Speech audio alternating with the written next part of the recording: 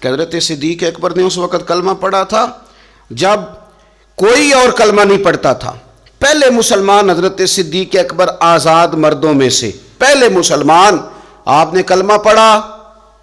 رش دیکھ کے تو بھائی عام جگہ پہ بھی بڑے لوگ آ جاتے ہیں، لیکن تنہائیوں میں ابتدا میں بالکل شروع میں جس ہستی نے صرف جلوہ والضحیٰ دیکھا. آج لوگ بڑے جمہوریت پسند ہیں کہ ساری دنیا جدھر جائے گی ہم نے ادھر جانا ہے، جدھر رش زیادہ ہوگا اس وقت ہم چلیں گے. لیکن حضرت ابوبکر صدیق رضی اللہ تعالیٰ عنہ اس وقت کلمہ پڑھا جب اسلام پر تنہائیاں تھیں، غربتوں کا دور تھا. انہوں نے یہ نہیں دیکھا کہ ساری دنیا کدھر ہے، انہوں نے یہ دیکھا کہ میرے محبوب کی رضا کدھر ہے. اور پھر اس پر انہوں نے تکلیفیں برداشت کیں. تکلیفیں پلیٹ میں رکھ کے نہیں غلامی مل جایا کرتی، تکلیفیں برداشت کی، مار بھی کھائی، مال بھی دیا، تکلیف بھی سہی، تانے بھی سہے، باتیں بھی سنی. قبیلے کے اندر سے بھی مخالفت ہوئی، باہر سے بھی مخالفت ہوئی، وہ ڈٹے رہے. تو آپ فرماتے جب یہ ڈٹ گئے نا تو پھر میں نے بھی ان کی مدد کے لیے فرشتے نازل کر دیے. پھر اللہ تبارک و تعالیٰ نے انہیں کوئی لاوارث نہیں چھوڑا، پھر ان کی مدد اللہ نے اپنے فضل سے فرمائی. تو حضرت صدیق اکبر رضی اللہ تعالیٰ عنہ کی مقدس حیات مبارکہ، اس پر بے شمار فضائل میں آپ کو احادیث ملیں گی، بے شمار آپ کو آیات بینات ملیں گی. سمجھنے کی چیز یہ ہے کہ ان کی زندگی کو دیکھا جائے، پڑھا جائے. میں نے بڑا غور کیا ہے، جتنا کو میرا محدود سا مطالعہ ہے، جتنا کو میں فہم اور علم رکھتا ہوں، میں نے بڑا غور کیا ہے اور بڑی باریکی سے کیا ہے، اور ان کی زندگی کے شب و روز کو بار بار پڑھا ہے. اور وہ جتنے پیچ و تاب ہیں، ہجرت سے لے کر بدر تک اور بدر سے لے کر فتح مکہ تک، ہر میدان، ہر جگہ، ہر کوچہ، ہر نگر، تو ایک ہی بات سمجھ میں آئی ہے کہ جس طرح پروانہ چراغ کے گرد گھوم کے زندگی گزار دیتا ہے، گھوم کے زندگی گزار دیتا ہے. روشنی جہاں نظر آتی ہے تو پروانہ ساتھ ہی نظر آتا ہے، کہیں اور دکھائی دیتا ہی نہیں. اسی طرح میرے پیارے حبیب نبی کریم صلی اللہ تعالیٰ علیہ وسلم کی نبوت کی روشنی کے گرد جو پروانہ دیوانہ وار ہمیں نظر آتے ہیں، ان کا نام حضرت ابوبکر صدیق ہے. حضور کی رضا کو پا لینا. حضور کیا چاہتے ہیں اس چاہت کے مطابق کوشش کرنا. جس نے میرے نبی پاک علیہ الصلوۃ والسلام کے ساتھ عداوت رکھی، اس کے ساتھ عداوت رکھنا، اسے اپنا دشمن جاننا. جس کے ساتھ میرے نبی کریم صلی اللہ تعالیٰ علیہ وسلم کی غلامی کا رشتہ ہو گیا، جو حضور کا وفادار ہو گیا، اس کے ساتھ دست شفقت پھیرنا، اس سے پیار کرنا. حضور صلی اللہ علیہ وسلم نے خود فرمایا کہ میری امت پر سب سے زیادہ نرمی کرنے والے ابوبکر صدیق ہیں. اس کے ساتھ محبت کرنا، اس کے ساتھ پیار کرنا. اپنی ظاہری زندگی کو، اپنے وجود کو، اپنی خواہشات کو، اپنی اولاد کو، اپنے تعلق کو، سب کو پیچھے رکھ کے سب سے آگے اپنے محبوب کی ذات کو رکھنا. یہ کمال صرف حضرت صدیق اکبر ہی کو حاصل ہے. لوگ عمل کرتے ہیں پر مزیدار نہیں کرتے، چل پڑتے ہیں پر پورا نہیں چلتے، رشتہ بناتے ہیں پر سوچتے ہیں کہ اتنا ہی کافی ہے، اتنی زیادہ وفا اور اتنی زیادہ پیچھے چلنے کی کیا ضرورت ہے. لیکن حضرت ابوبکر صدیق رضی اللہ تعالیٰ نے جو رشتے بنائے، پھر وہ رشتے نبھائے، پھر انہوں نے حضور کی اس غلامی کو نبھا کے دکھایا. کلمہ پڑھا. ہمارے ایک بزرگ فرمایا کرتے تھے ابوبکر نے دوستی لگائی تھی مکے میں اور جوان کرائی بدر و احد خندق میں، اور فرماتے ہیں ساتھ نبھائی ہے قبر میں بھی. پانی پرنا سہیلیاں تے رنگا رنگ کڑے، او بھائی اسی تے پریا اس دا جانیے جس دا توڑ چڑھے. اور بڑی احتیاط کے ساتھ، بڑی احتیاط کے ساتھ، بڑی احتیاط کے ساتھ. اگر انہوں نے کبھی مشورہ بھی دیا نا، ایک جنگ کے موقع پہ حضور نے مشورہ مانگا تو عرض کی حضور آپ جیسے حکم کریں گے ہم ویسے ہی حاضر ہیں.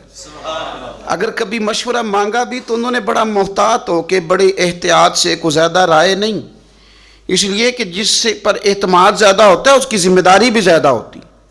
جس سے محبت زیادہ کی جاتی ہے اس کی ڈیوٹی بھی زیادہ ہوتی. سب سیاں رل پانی نو چلیاں, کوئی مڑ سی پر کے, تے جنہاں نے پر کے سر تے چایا او قدم رکھن ڈر ڈر کے. انہیں پتہ تھا مجھ پر اعتماد زیادہ ہے, تو ان کی ذمہ داریاں, اس کا انہیں احساس, وہ ہر جگہ. یار بات کو سمجھو نا, اگر مدینے میں کوئی جنازہ ہے تو ابو بکر صدیق اس میں بھی پہلے نظر آتے ہیں. اگر مریض کی عیادت کرنی ہے تو صدیق اکبر اس میں بھی پہلے نظر آتے ہیں. اگر کسی جگہ کسی غریب کی مسکین کی خدمت کرنی ہے تو صدیق اکبر وہاں بھی پہلے نظر آتے ہیں. اور میرے مدینے والے محبوب نماز پڑھانے کے لیے کھڑے ہوتے ہیں تو صف میں بھی پہلے نظر آتے ہیں. انہیں پتہ تھا کہ جنہاں نے پر کے سر تے چایا اور قدم رکھن ڈر ڈر کے. بڑی ڈیوٹی کی, بڑی ڈیوٹی, آخر دن تک ڈیوٹی کی اور کھول کے کی.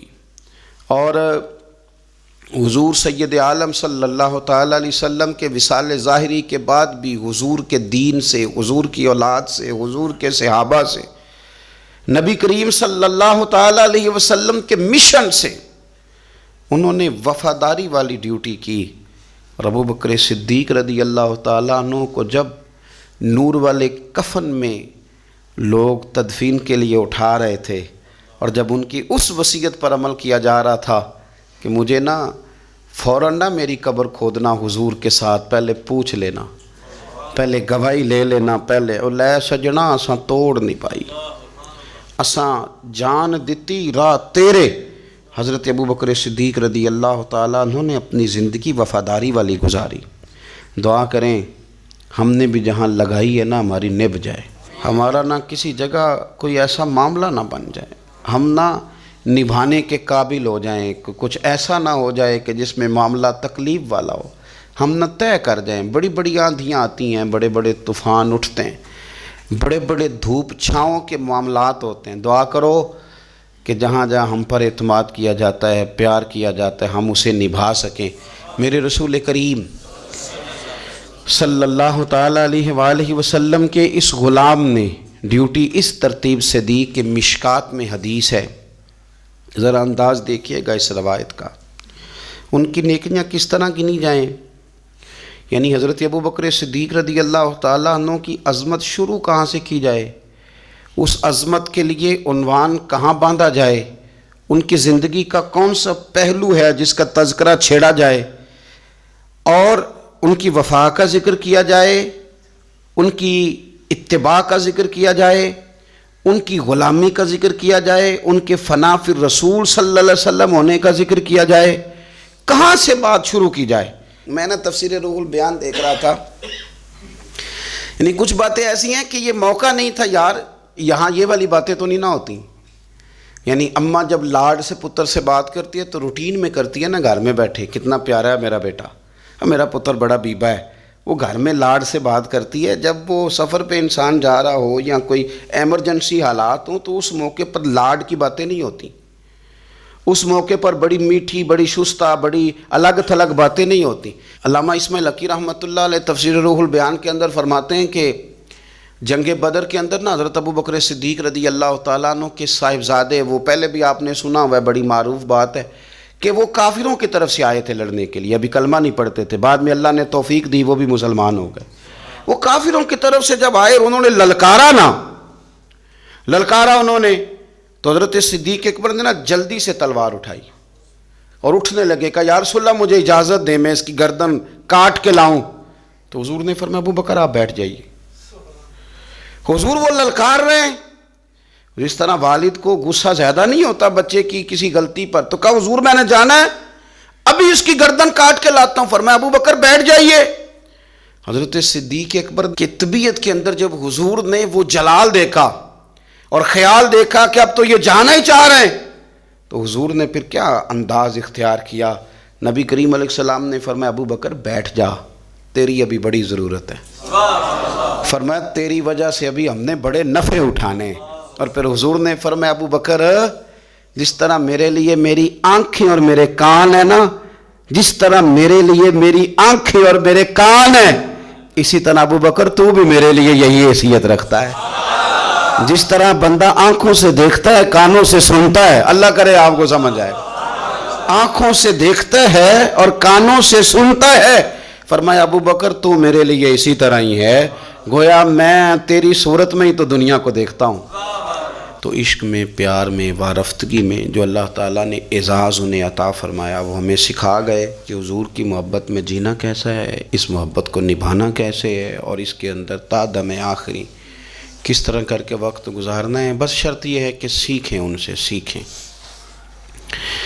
جنہوں نے آج تک فیصلہ نہیں نہ کیا کہ وہ کیا ہیں، وہ دیندار ہیں کہ دنیا دار ہیں، وہ شہری تو ہو کے جینا چاہتے ہیں کہ دیہات کے کلچر میں بسنا چاہتے ہیں، وہ طریقت کے راہ کے مسافر ہیں کہ وہ کوئی سیاست. جنہوں نے آج تک فیصلہ نہیں نہ کیا تو جو فیصلہ نہیں کر سکے وہ نتیجہ کب حاصل کریں گے؟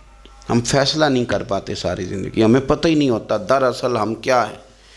بس زندگی میں جن لوگوں نے فیصلہ کر لیا ہوا ہے نا کہ ہم کیا ہیں، ہم درویش ہیں، فقیر ہیں، صوفی ہیں، ہم دنیا دار ہیں، ہم مال و دولت والے ہیں، ہم سخی ہیں، ہم متقی پرہیزگار ہیں، عبادت کیا ہیں ہم، جنہوں نے فیصلہ کر لیا ہے نا پھر ان کا سفر بھی شروع ہو گیا، ان کا سفر بھی شروع ہو گیا. جب سفر شروع ہو جائے تو پھر کبھی نہ کبھی منزل بھی آ ہی جایا کرتی ہے. لیکن جنہوں نے ابھی تک فیصلہ ہی نہیں کیا تو وہ کس طرح کر کے منزل تک پہنچیں گے. دعا یہ ہے کہ اللہ تعالی ہمیں حضرت ابو بکر صدیق رضی اللہ تعالیٰ عنہ کے طریقوں پر چلنے کی توفیق عطا فرمائے. اللہ ہمیں ان کے رستوں کا مسافر بنائے، ان کی وفاداری، ان کا عشق، ان کی غلامی کے اللہ ہمیں خیرات عطا فرمائے. آخر دعوانا ان الحمدللہ رب العالمین.